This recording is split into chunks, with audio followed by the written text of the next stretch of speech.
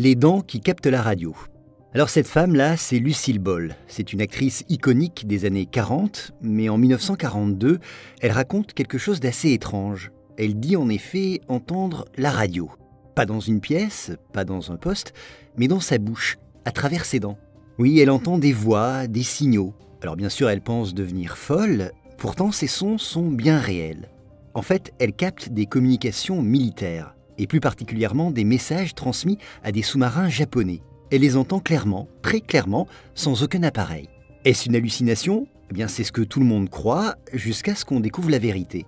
Lucille Ball n'est pas un cas isolé. Dans les années 1950, d'autres personnes racontent la même chose. De la musique, des voix, qui sortent de nulle part, sauf de leur bouche. Alors rapidement, cela devient une légende urbaine, mais elle va finir par être confirmée scientifiquement. Car oui, les dents peuvent capter la radio, mais il faut certaines conditions. D'abord, une source émettrice à proximité, comme une antenne radio. Ensuite, de la salive, c'est un excellent conducteur.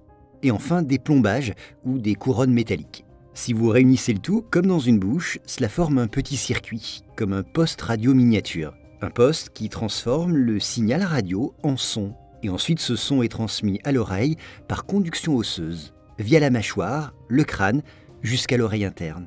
Alors attention, ce phénomène est rare, mais bien réel, en tout cas assez pour que des scientifiques s'y intéressent et que l'armée enquête. Et c'est ainsi qu'on a compris que Lucille Ball n'était pas folle, elle avait juste les dents qui faisaient antenne. Le cadavre du train fantôme. Cette fois, nous sommes dans les années 1920, dans un parc d'attractions en Californie. Là, une équipe de télé tourne dans un vieux train fantôme. Le décor est donc lugubre et l'ambiance assez glauque.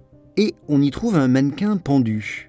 C'est, vous le savez, un classique. Tout est donc normal jusqu'à ce que le bras du mannequin se détache. C'est la stupeur. À l'intérieur, il y a de vrais os.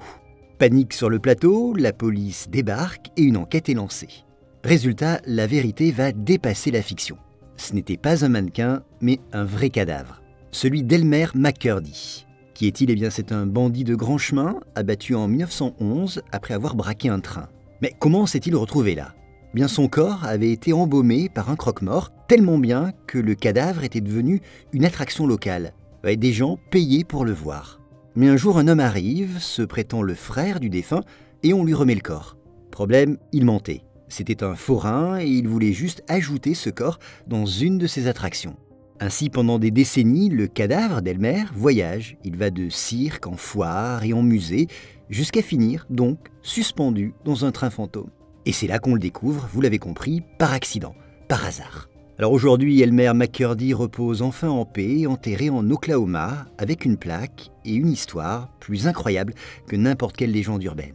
Si vous avez aimé cette vidéo, n'hésitez pas à la liker et à laisser un commentaire. Et puis bien sûr, si vous le souhaitez, abonnez-vous.